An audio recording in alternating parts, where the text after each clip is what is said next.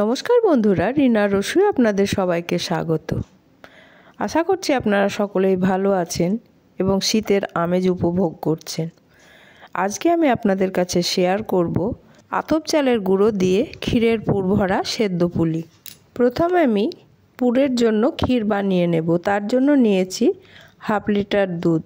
দুধটাকে এবার ঘন করে আমি ক্ষীরটা বানিয়ে নেব। ক্ষীরটা একটু শক্ত হবে। ক্ষীরের মধ্যে আমি কোনো চিনি বা গুড় দেব না, কারণ আমার বাড়িতে এটা চিনি ছাড়াই খেতে ভালোবাসে।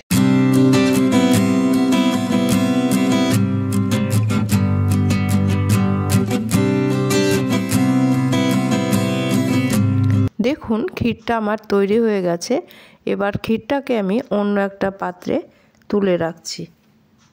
এবারে পিঠে বানানোর জন্য আমি একটা বড় থালা নিয়েছি, তার মধ্যে দিয়ে দিচ্ছি 2.5 কাপ আতপ চালের গুঁড়ো আর দিচ্ছি 1 চামচ মতো লবণ। এবার লবণ আর চালের গুঁড়োটাকে ভালোভাবে মিশিয়ে নেব। চালের গুঁড়োটা মাখার জন্য গ্যাসের মধ্যে আমি একটা বাটিতে জল গরম করতে দিয়েছি। জলটা ফুটে উঠলে আমি চালের মধ্যে দিয়ে মাখবো। দেখুন জলটা ফুটতে শুরু করেছে।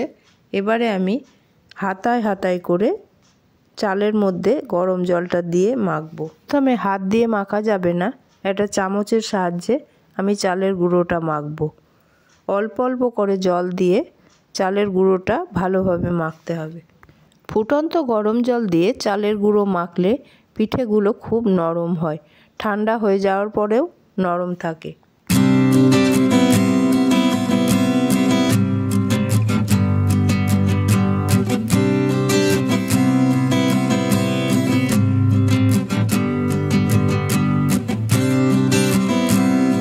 গরম থাকতে থাকতেই চালের গুঁড়োটাকে খুব ভালোভাবে মেখে নিতে হবে। আমরা যেভাবে আটা মাখি সেইভাবেই মাখতে হবে। দেখুন চালের গুঁড়োটা খুব সুন্দরভাবে মাখা হয়ে গেছে, একটা মোলায়েম ডো তৈরি হয়েছে। এবার এর থেকে অল্প অল্প নিয়ে পিঠেগুলো বানিয়ে নেব। পিঠে তো সবাই বানাতে জানেন, তবে এক একজন এক এক শেপে বানায়। এখানে আমি ক্ষীরটা নিয়ে নিয়েছি। এবারে অল্প করে নিয়ে হাতের তালু দিয়ে গোল করে পিঠেগুলো আমি বানিয়ে নিচ্ছি। তার মধ্যে ভরে দিচ্ছি ক্ষীর। এই ক্ষীরের পুর ভরা সেদ্ধ পুলি নলেন গুড়ে ডুবিয়ে খেতে অসাধারণ লাগে। একসাথে অনেকগুলো খেয়ে ফেলা যায়। একটা বানানো হয়ে গেছে। এবারে আমি একইভাবে অন্য পুলিগুলো বানিয়ে নেব। পুলিগুলো সেদ্ধ করার জন্য এখানে আমি একটি কড়াই বসিয়ে দিয়েছি। তার মধ্যে দিয়ে দিলাম বেশ খানিকটা জল। জলটা খুব ভালোভাবে গরম হলে পিঠেগুলো ছেড়ে দেবো। দেখুন সব পিঠেগুলো আমার বানানো হয়ে গেছে। এবার জলটা গরম হলে এর মধ্যে ছেড়ে দেব। পিঠে ছাড়ার 5-6 মিনিট বাদেই পিঠেগুলো ওপরে ভেসে উঠবে। ওপরে ভেসে ওঠা মানে পিঠেগুলো সেদ্ধ হয়ে গেছে। দেখুন পিঠেগুলো সব ওপরে উঠে গেছে, সেদ্ধ হয়ে গেছে। এবারে আমি এটাকে তুলে নেব। এখানে আমি একটা বাটিতে ঠান্ডা জল নিয়েছি। প্রথমে পিঠেগুলো তুলে ঠান্ডা জলে রাখবো, তারপরে 2-1 মিনিট রেখে আবার অন্য একটা জায়গায় রেখে দেব। আমার এই ক্ষীরের পুর ভরা সেদ্ধ পুলি আপনাদের কেমন লাগলো অবশ্যই জানাবেন। যদি ভালো লেগে থাকে তাহলে ছোট্ট করে একটা লাইক, কমেন্ট ও অনেক বেশি বেশি করে শেয়ার করে দেবেন।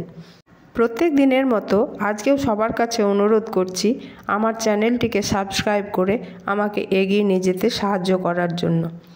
পাশে থাকা বেল আইকনটা অবশ্যই অন করে রাখবেন। আমি যেসব নিত্য নতুন ভিডিও আপলোড করব তার নোটিফিকেশন সবার আগে পাওয়ার জন্য। আজ তাহলে এখানেই শেষ করছি। আবার আপনাদের সামনে হাজির হব নিত্য নতুন রেসিপি নিয়ে। আপনারা ভালো থাকবেন, সুস্থ থাকবেন, আমার পাশে থাকবেন। ধন্যবাদ।